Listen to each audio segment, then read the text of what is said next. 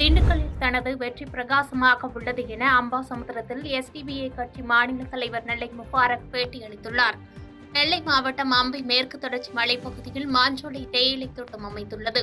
இந்த தேயிலை தோட்ட பகுதியில் சுமார் 700 குடும்பங்களை குத்தகை காலம் 5 ஆண்டு கழித்து முடிவடையும் நிலையில் அவர்களை தேயிலை தோட்ட பகுதிகளிலிருந்து காலி செய்யும் நோக்கத்தில் வனத்துறை செயல்பட்டு வருவதாக வந்த தகவலை அடுத்து இதனை கண்டித்து எஸ்டிபிஐ கட்சி சார்பில் நேற்று மாலை அம்பாசமுத்திரம் ஸ்டேட் பேங்க் எதிரில் போராட்டம் நடைபெற்றது.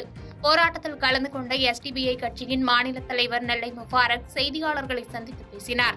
அப்போது மாஞ்சோலை தேயிலை தோட்ட தொழிலாளர்களை எவ்வித முன்னறிவிப்பு இன்றி அடித்து விரட்டுவது தவறு என்றும் அவர்களது வாழ்வாதாரத்தை அரசு நினைத்து பார்க்க வேண்டும் என்றும் தெரிவித்தார். மேலும் தனது வெற்றி திண்டுக்கல்லில் பிரகாசமாக உள்ளது என கருத்து தெரிவித்தார். தொடர்ந்து தேர்தல் விதிமுறையை மீறி அனுமதியின்றி போராட்டம் நடத்தியதாக நெல்லை முபாரக் உள்ளிட்ட 100க்கும் மேற்பட்டோரை போலீசார் கைது செய்து அழைத்து சென்றது அப்பகுதியில் பரபரப்பு ஏற்படுத்தியது.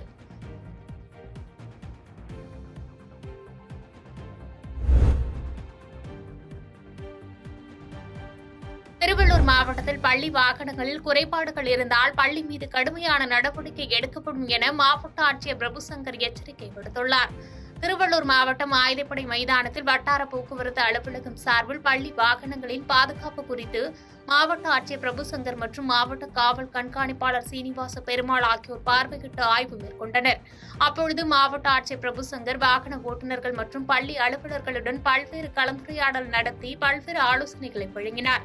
பின்னர் பேசிய அவர், திருவள்ளூர் மாவட்டத்தில் உள்ள பள்ளி வாகனங்களில் குறைபாடுகள் இருந்தால் பள்ளி நிர்வாகத்தின் மீது கடுமையான நடவடிக்கை எடுக்கப்படும் என எச்சரிக்கை விடுத்தார். இதில் சில குறைபாடுகள் கண்டறியப்பட்டு 5 வாகனங்களுக்கு தகுதி சான்று தற்காலிகமாக ரத்து செய்து மாவட்ட ஆட்சித்தலைவர் பிரபுசங்கர் உத்தரவிட்டுள்ளார்.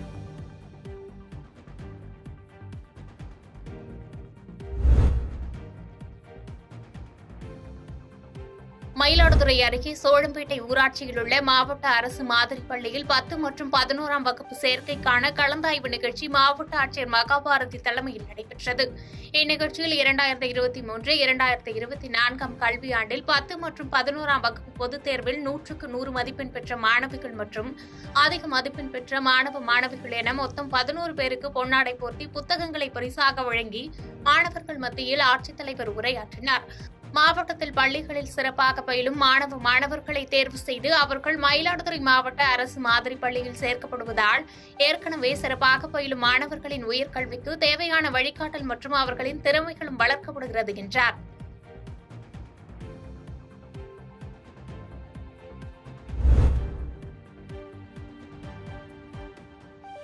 ஓமலூர் வட்டாரத்தில் குலதெய்வ திருவிழா துவங்கியுள்ளதால் இன்று கூடிய ஆட்டுச் சந்தையில் ஆடுகள் விற்பனை அதிகரித்து காணப்பட்டது. சேலம் மாவட்டம் ஓமலூரிலும் காடையாம்பட்டி தாலுகாவில் உள்ள காருவள்ளியிலும் இன்று சனிக்கிழமை ஆட்டு சந்தை கூடியது. மேலும் தற்போது ஓமலூர், காடையாம்பட்டி, தாரமங்கலம் ஆகிய சுற்றுவட்டார கிராமங்களில் குலதெய்வ திருவிழாக்கள் துவங்கியுள்ளது. இதில் குலதெய்வத்திற்கு ஆடுகள் பலியிட்டு நேர்த்திக்கடன் செலுத்துவது வழக்கம். மேலும் உறவினர்களை அழைத்து கிடா வெட்டி விருந்து வைக்கப்படும். அதனால் இன்று கூடிய ஆட்டு சந்தையில் கோவில் வழிபாட்டிற்கும் விருந்து வைப்பதற்கும் கிராம மக்கள் ஆடுகளை அதிக அளவில் வாங்கினர். அதேபோன்று வளர்ப்புக்கு தேவையான குட்டி ஆடுகளும் அதிகமாக விற்பனையாகியது. அதனால் இன்றைய சந்தையில் ஆடுகள் விற்பனையும் விலையும் அதிகரித்து காணப்பட்டது. இன்று கூடிய 2 ஆட்டு சந்தைகளில் சுமார் 2,65 லட்சம் ரூபாய் அளவிற்கு ஆடுகள் வாங்கி விற்பனை செய்யப்பட்டதாக வியாபாரிகள் மகிழ்ச்சி தெரிவித்தனர்.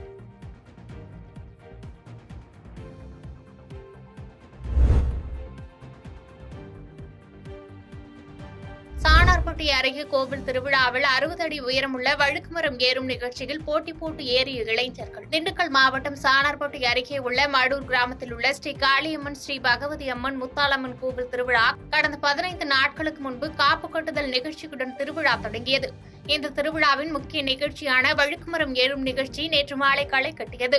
சுமார் 3 மணி நேர போராட்டத்திற்கு பின்பு வழுக்குமரத்தின் உச்சியில் ஏறி பரிசு பொருட்களை இளைஞர் அவிழ்த்து அசத்தினார். இதனை காண மடூர் சுற்றியுள்ள கிராம பகுதியிலிருந்து திரளான பொதுமக்கள் கலந்து கொண்டு கண்டுகளித்தனர். விழா ஏற்பாடுகளை மடூர் கிராம பொதுமக்கள் சிறப்பாக செய்திருந்தனர். பாதகம் செய்பவரை கண்டால் நாம் பயங்கொள்ளலாகாது பாப்பா, மோதி மிதித்து விடு பாப்பா, அவர் முகத்தில் உமிழ்ந்து விடு பாப்பா. அண்மை செய்திகளை உடனுக்குடன் தெரிந்து கொள்ள இணைந்திருங்கள் இயம்நாடு தொலைக்காட்சியுடன்.